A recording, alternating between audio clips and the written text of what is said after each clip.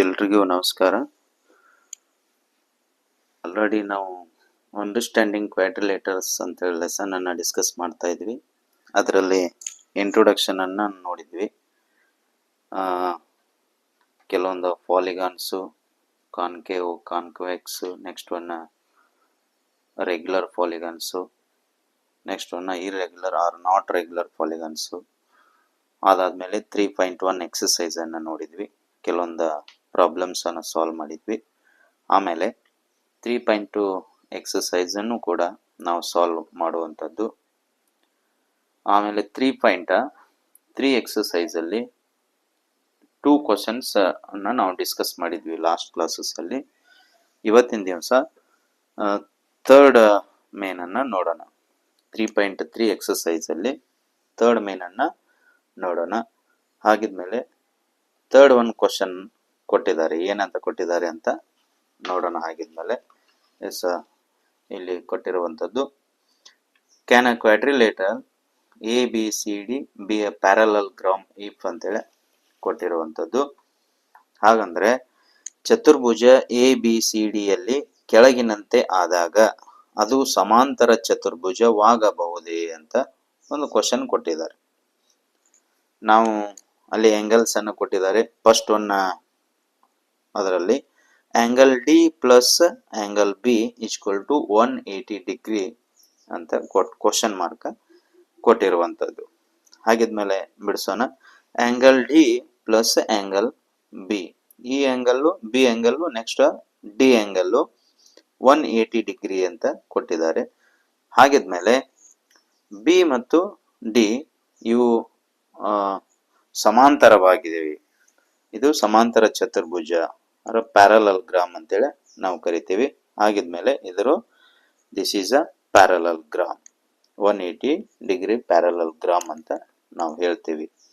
Next second one ಕೊಟ್ಟಿರುವಂಥದ್ದು, A B equal to D C equal to 8 cm, A D equal to 4 cm and B C equal to 4.4 cm ಅಂತ ಕೊಟ್ಟಾರ. ಹಾಗಿದ್ಮೇಲೆ ಇಲ್ಲಿ ಒಂದು ನಾವು ಸಮಾಂತರ ಚತುರ್ಭುಜ ಅಂತೇಳಿ ನೋಡ್ಕೊಳ್ಳೋಣ. ಒಂದು ಪ್ಯಾರಲಲ್ಗ್ರಾಮ್ ಡಯಾಗ್ರಾಮ್ ಹಾಕಿದ್ವಿ.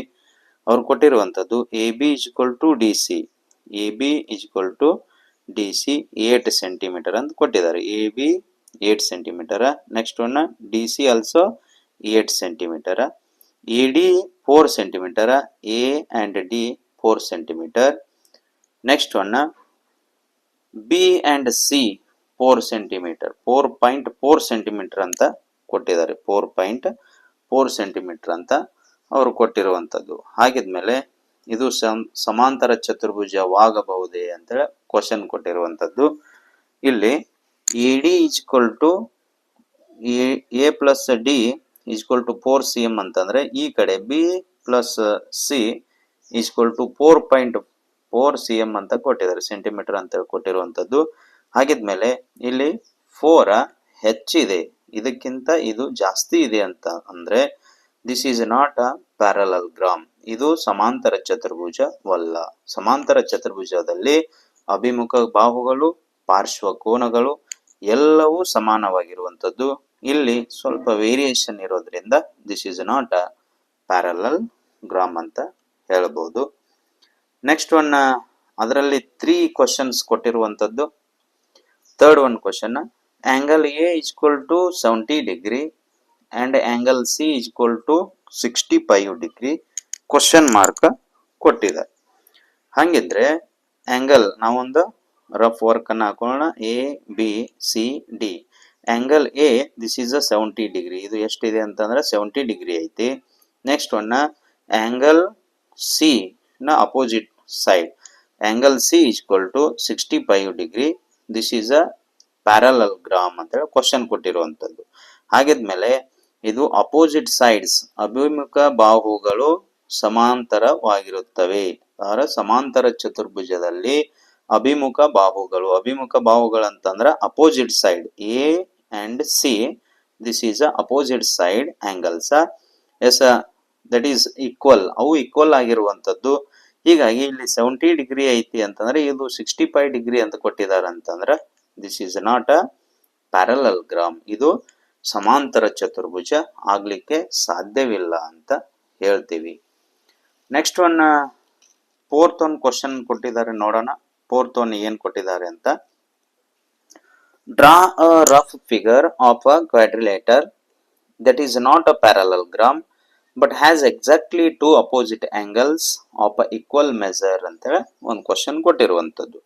ಇನ್ನು ಕನ್ನಡ ಹಂಗಂದ್ರೆ, ಎರಡು ಅಭಿಮುಖ ಕೋನಗಳು ಸಮನಾಗಿರುವ ಸಮಾಂತರ ಚತುರ್ಭುಜವಲ್ಲದ ಒಂದು ಚತುರ್ಭುಜದ ಕಚ್ಚಾ ಚಿತ್ರವನ್ನು ಬರೆಯಿರಿ ಅಂತ ಕೊಟ್ಟಿರುವಂಥದ್ದು. ನಿಮಗೆ ಬಿಡಿಸಿರಿ ಅಂತ ಕೊಟ್ಟಿಲ್ಲ. ಏನಂತಂದ್ರ ಸಮಾಂತರ ಚತುರ್ಭುಜವಲ್ಲದ ಒಂದು ಚತುರ್ಭುಜದ ಕಚ್ಚಾ ಚಿತ್ರ ಅಂತೇಳಿ ಕೇಳಿದ್ದಾರೆ. ಹಂಗಿದ್ರ ಇದು ಸಮ ಐತಿ, ಇದು ಸಮ ಇಲ್ಲ, ಹಾಗಿದ್ರೆ ಸಮಾಂತರ ಚತುರ್ಭುಜ ಅಲ್ಲ. ಇದಕ್ಕ ನಾವು ಗುರುತಿಸುವಂಥದ್ದು A B C and D. D A and D C. This is a kite. Kite ಅಂತಂದ್ರೆ ಪತಂಗ ಅಂತೇಳಿ ಕರಿತೀವಿ, ಕೈಟ್ ಆಂಗಲ್ ಅಂತೇಳಿ ಕರೆಯುವಂಥದ್ದು. ಹಂಗಿದ್ರೆ A is equal to C, angle A is equal to angle C and B angle B is equal to angle D. Opposite side ಯಾವಾಗಲೂ equal ಆಗಿರ್ತಾವು ಅಂತ ನಮಗೆ ಗೊತ್ತಿದೆ. ಸಮಾಂತರ ಚತುರ್ಭುಜದಲ್ಲಿ ಅಭಿಮುಖ ಬಾಹುಗಳು ಸಮಾಂತರವಾಗಿರುತ್ತವೆ ಅಂತ ಅಂದ ತಕ್ಷಣ ಇಲ್ಲಿ ಡಿ ಎ ಡಿ ಜಾಸ್ತಿ ಇರೋದು, ಸಿ ಡಿನೂ ಜಾಸ್ತಿ ಇರೋದು, ಹಾಗಿದ್ಮೇಲೆ C B and A B ಇದು ಕಡಿಮೆ ಇರುವಂತದ್ದು. ಡಿ ಬಿ ಅನ್ನುವಂಥದ್ದು ಇದು ಸಮಾಂತರ ಚತುರ್ಭುಜವಲ್ಲ, ಇವು ಸಮವಿಲ್ಲ. ಆಗಿದ್ಮೇಲೆ D is equal to B. D is equal to B. This is not a equal. This is not a parallelogram. ಇದು ಒಂದು ಸಮಾಂತರ ಚತುರ್ಭುಜವಲ್ಲ ಅಂತ ಇದಕ್ಕೆ ಆನ್ಸರ್ ಅನ್ನ ನಾವು ಬರೀಬಹುದು. Next one fifth one question ಕೊಟ್ಟಿರುವಂತದ್ದು ನೋಡೋಣ. ಫಿಫ್ತ್ ಒನ್ ಕ್ವಶನ್ ಏನ್ ಕೊಟ್ಟಿದ್ದಾರೆ ಅಂತಂದ್ರ, the measures of two adjacent angles of a parallelogram are in the ratio 3:2. Find the measure of each of the angles of the parallelogram ಅಂತ ಒಂದು question.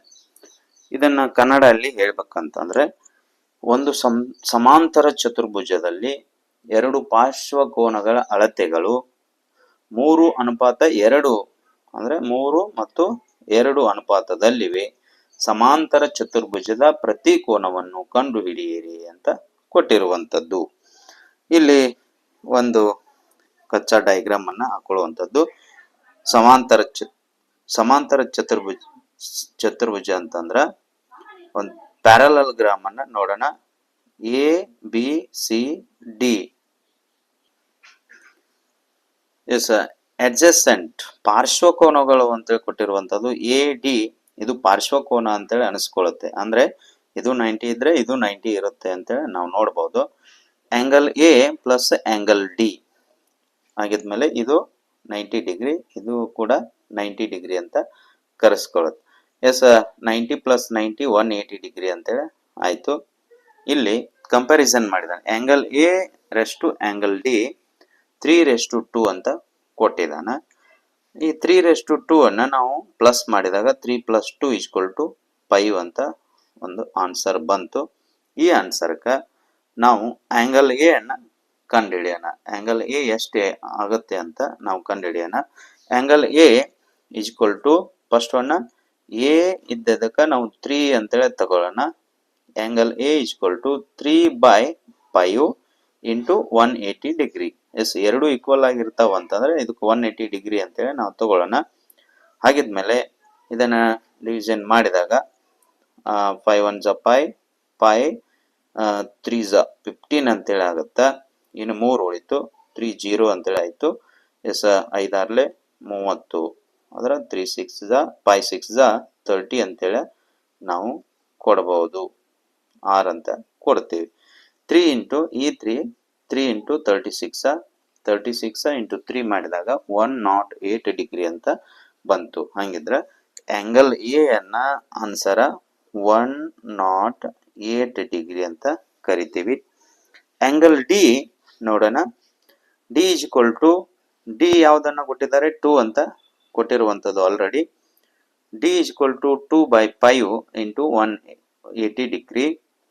S, division ಮಾಡಿದಾಗ ಆಗಲೇ ಏನು ಬಂದಿತ್ತಲ್ಲ ಅದೇ ಸೇಮ್ ಆನ್ಸರ್ ಬರುವಂಥದ್ದು. 5 1 ಜಾ 5 3 ಜಾ 15 ಎಸ್ 30 ಆಯಿತು. 5 6 ಜಾ 30 ಅಂತೇಳಿ ಆಗ್ಬೋದು. ಎಸ್ 2 ಇಂಟು 36 2 ಇಂಟು 36 ಈಕ್ವಲ್ ಟು 72 ಅಂತೇಳಿ ಕರೆಸ್ಕೊಳುತ್ತಾ. ಹಾಗಿದ್ಮೇಲೆ ಡಿ ಆ್ಯಂಗಲ್ ಎಷ್ಟು ಬಂತು? 72 ಡಿಗ್ರಿ ಅಂತೇಳಿ ಬಂತು. A equal to angle C ಅಂದ್ರೆ ಅಭಿಮುಖ ಬಾಹುಗಳು, ಇವು ಅಪೋಸಿಟ್ ಸೈಡ್ಸ್ ಇರೋದ್ರಿಂದ ಇವು ಸಮ ಇರ್ತಾವು ಅಂತ ಹೇಳ್ಬೋದು. ಎ ಆ್ಯಂಗಲ್ ಸಿ 180 ಡಿಗ್ರಿ, ಇದು 180 ಡಿಗ್ರಿ, ಸಾರಿ 108 ಡಿಗ್ರಿ ಅಂತೇಳಿ ಇರುತ್ತೆ. Next one D angle and B angle B and angle D equal to 72 degree ಅಂತ ಕರಿತೀವಿ. ಈ ಟೈಪ್ ಆಗುವಂಥದ್ದು. ಎಸ್, ಇನ್ನು ನೆಕ್ಸ್ಟ್ ಒನ್ 6th ಒಂದು ಕ್ವಶನ್ನ ಬಿಡಿಸೋಣ.